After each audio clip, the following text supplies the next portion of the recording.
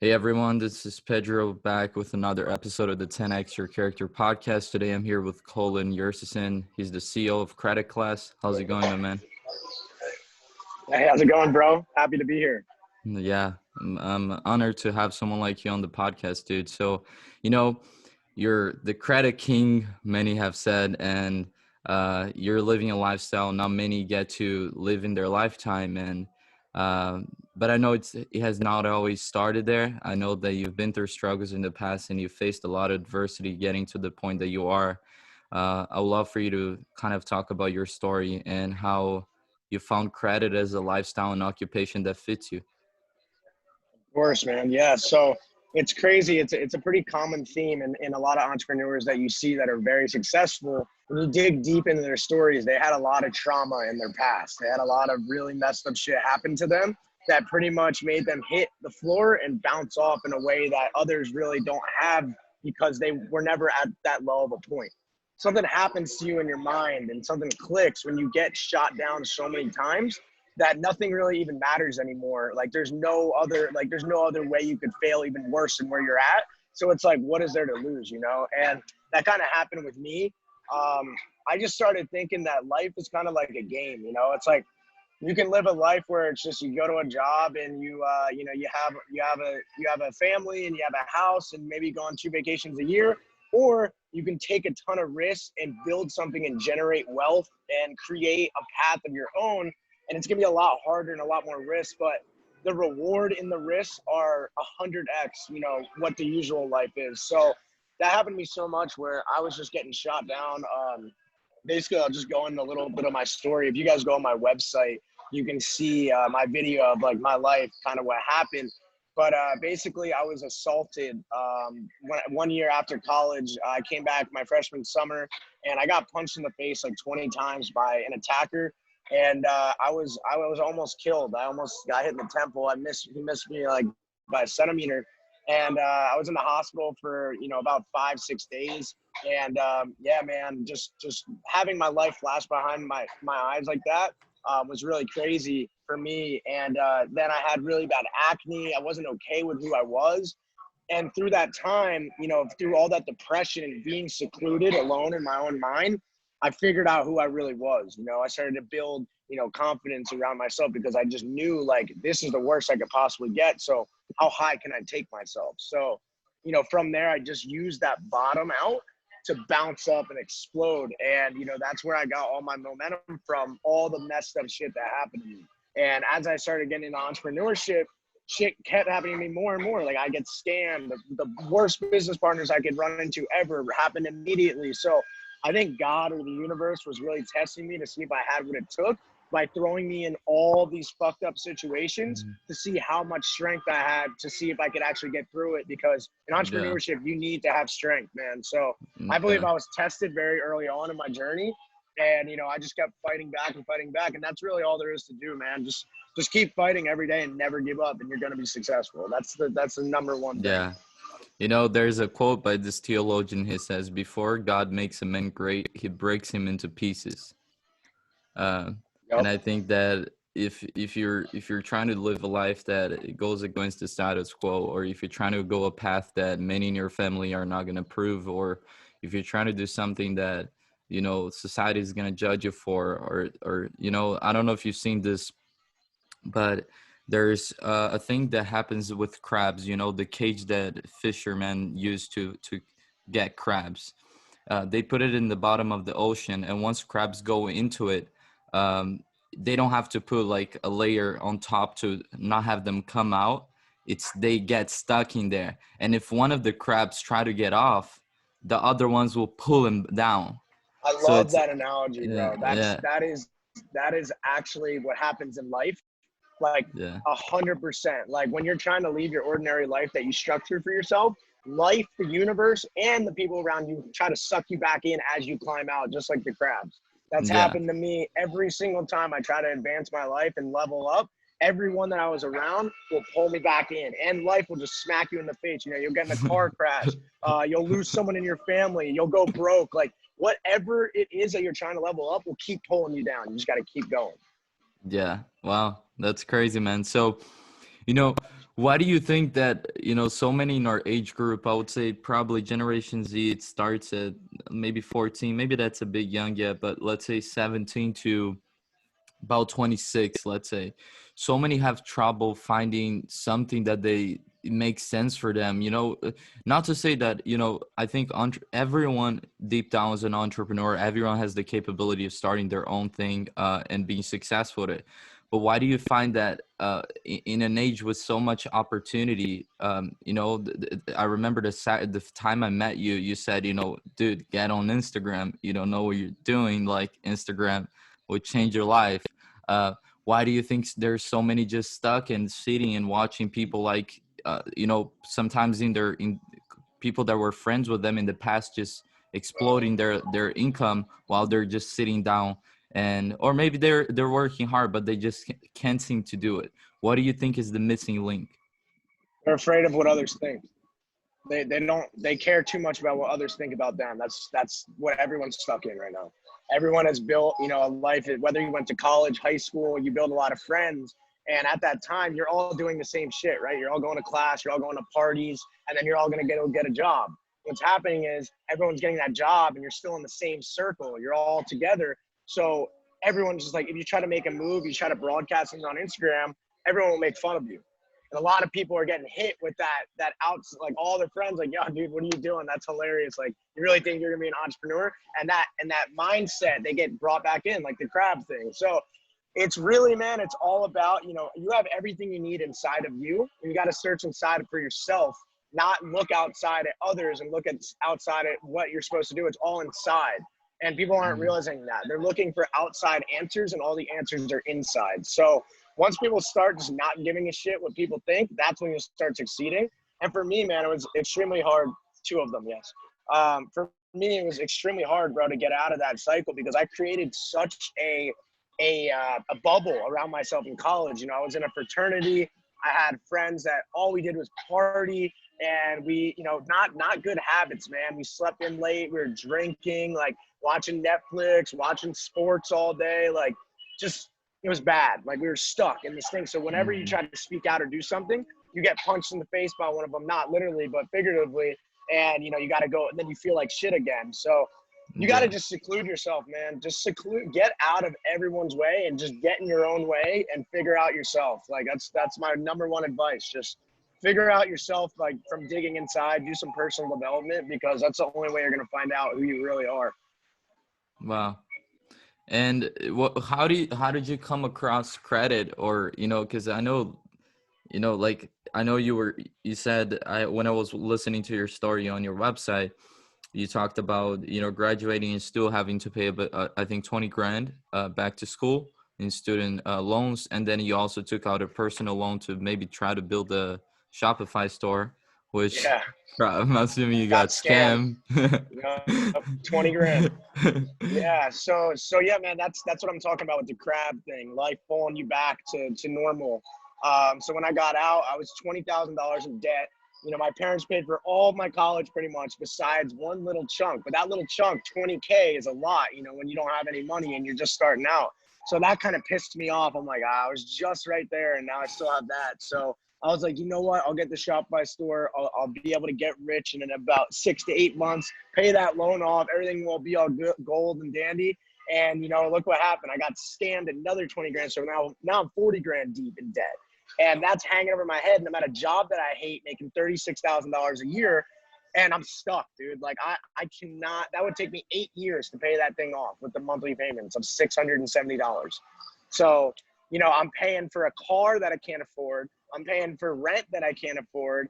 And I'm just like, this is the dream. This is what everyone's doing, like, after college. Like, it was mind blowing to me. So, as soon as I figured out that the internet was the way, I just went all in, bro. I was like, fuck this. Like, I'm not hanging out with these kids who are not making money, not doing what I want to do. Surrounded myself with, like, Grant Cardone, Gary Vee, Ed Milet, all the greats. Listened to them every day for like 4 or 5 months before I even did anything. Because a lot of the information, you get all fired up, but you need to take action on the information or else nothing's going to happen. So that's what so many people get confused. So many people watch YouTube videos and get all fired up all day. They don't use any of the information to take action. So after so long, I finally, like, clicked. and I started using Instagram and not being afraid. I started doing captions, you know, relatable to Gary Vee and my life. I started just reforming their sentences in my captions, like inspirational shit. And I got a lot of negative feedback from that, you know, like, oh, dude, look at Colin's trying to be, people share it around, talk shit. And that's because they're uncomfortable and they feel inside that they know they should be doing something like that, but they're too, you know, focused on what other people think. So just like I said, people try to suck you down. But yeah, man. And then I went all in on Instagram, started leveraging that to grow followers on people's accounts.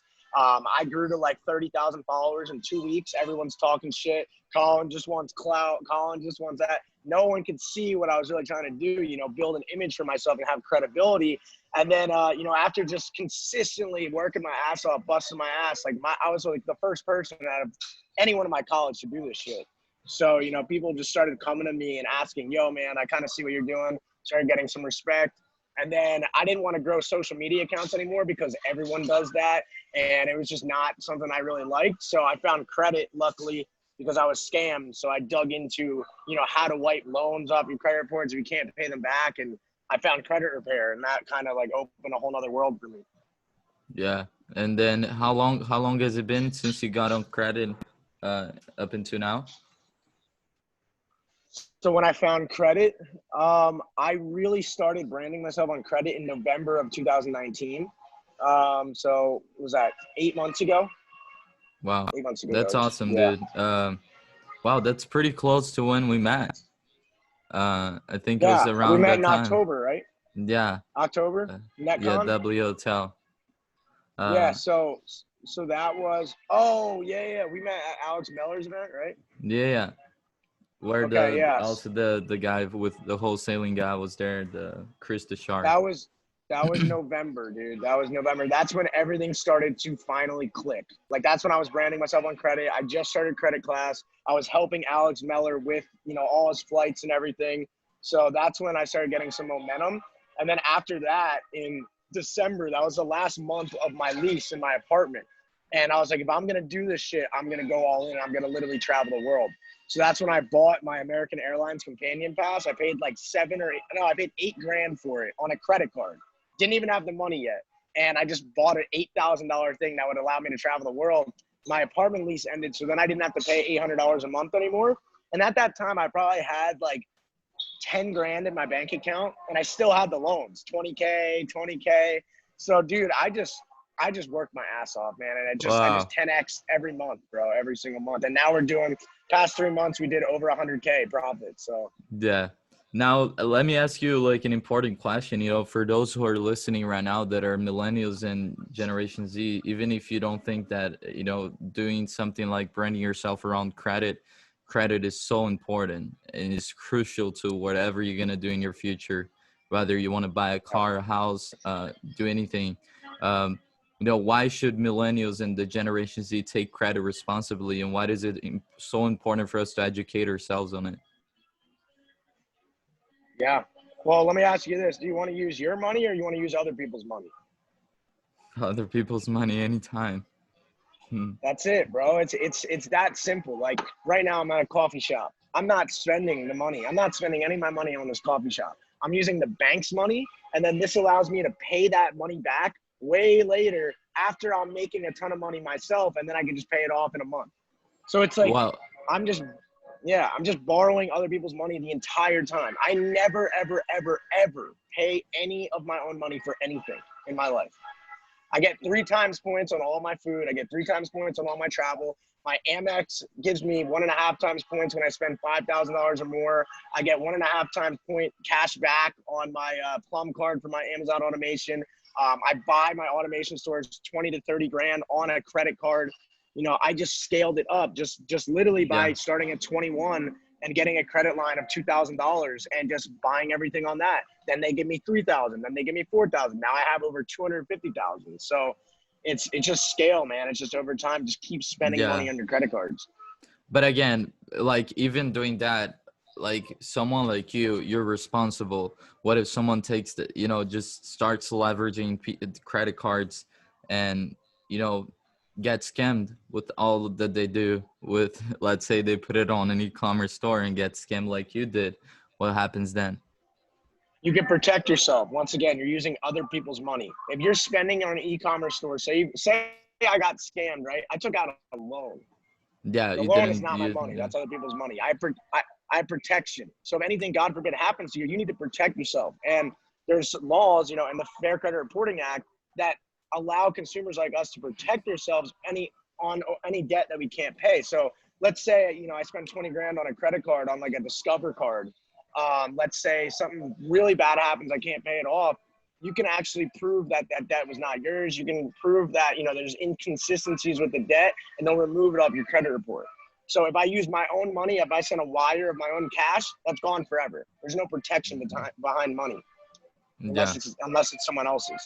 So yeah, man, you got to use other people's money, but yeah, of course, you got to be responsible. If you screw over Amex and Chase, you're not getting any big credit lines. You can't screw with the major Yeah. banks, and you shouldn't screw with the little banks either. But if God forbid something happens, you can protect yourself against that stuff. Yeah. Yeah, but and the beautiful thing about leveraging that is that with leverage you get to do things that maybe you wouldn't be able to if you didn't have the money, right? Like there's people right now that have great ideas, but they don't have people that they could present it to and raise capital, or they don't know how to utilize credit to bring that idea into reality. So it gives you the privilege to be able to make things happen like you did. uh you Exactly. know what would you say that in the past let's say 8 months, what's a habit that you've put in place in your life that has transformed some area or aspect of you? Positive thinking, man. Just everything in my mind is so positive. Like I really never think negative thoughts. Morning routine has been something I've done every single day since I started entrepreneurship. Writing down what I'm grateful for, writing down love letter to money, how much money I want in my life, how I'm gonna acquire the money. Meditation every single day, meditating at least 10 to 20 minutes a day, reading, never stop learning, constantly listening to podcasts, learning new information. Like the grind just cannot stop, and you'll continue to pass everyone. So what happens Mhm. is you see all these people you used to look up to on Instagram, and then you bust your ass so freaking hard that you get up to their level, and then you realize they're not even working anymore.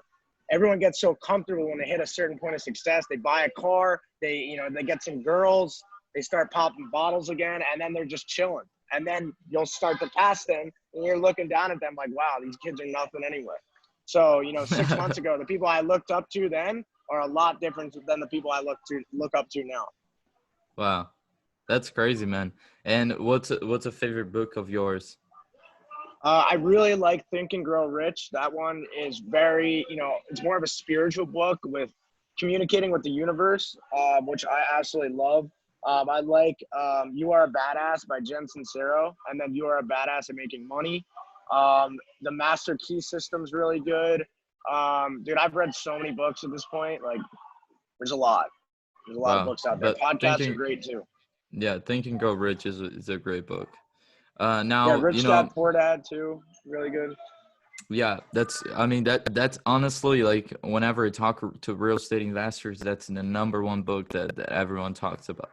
That book has helped a lot of people change the trajectory of their lives. Now, I know that you're kind of now embarking on another journey with Amazon automation. You want to talk a little bit about that?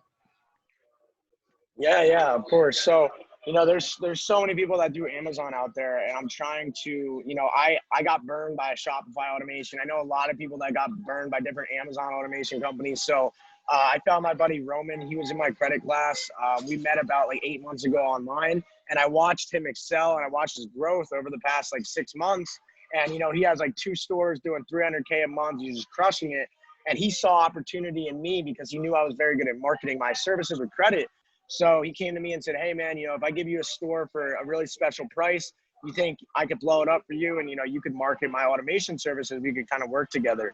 And I thought that was a great idea because I always wanted to do something with automation, but I wanted to be with the right person. And I wanted to be something new that was scalable that I could actually contribute to. So, we started working together. We built out an entire program. We've been crushing it, just fulfilling a lot of stores. And now I also have an FBA guy named Mike. He does wholesale, Amazon wholesale FBA. So then we have that option too. And I'm going to be flying to him in New York, and we're going to be filming another whole section for FBA for people that have more capital. And that's where, we actually have the items shipped into a warehouse and we send them to Amazon to be fulfilled by Amazon. And yeah, man, really exciting projects. It's something where it's like I started with credit, but you got to keep open some more opportunities because everything Yeah. keeps evolving. You can't be closed-minded. Yeah, and just create new streams of income and diversify your portfolio, right? You can't just depend on one thing. Um, you've been killing it, man. How can people reach you? And if they want to learn more about your course and your class, where should they go to? Yeah, man. So Instagram is obviously my favorite. If you hit me on Instagram, you can click the link in my bio. We have everything on this beautiful website. It's called leveragelifestyle.com because everything that we do is leveraged by different tools and items that the internet and technology have given us. So, yeah, you can see our Amazon automation. You can see our credit class, credit repair. Everything is in one site. So if you have any questions, you can shoot me a DM or shoot the email contact on the website. Awesome, dude. Well, I do want to, thank you again for taking the time today to share your knowledge and your story. It was an honor to have you be part of the podcast, and I look forward to talking to you soon again. Yeah, bro. Thank you so much. Had a great time. Appreciate it. Like, all right, my man. Bye bye.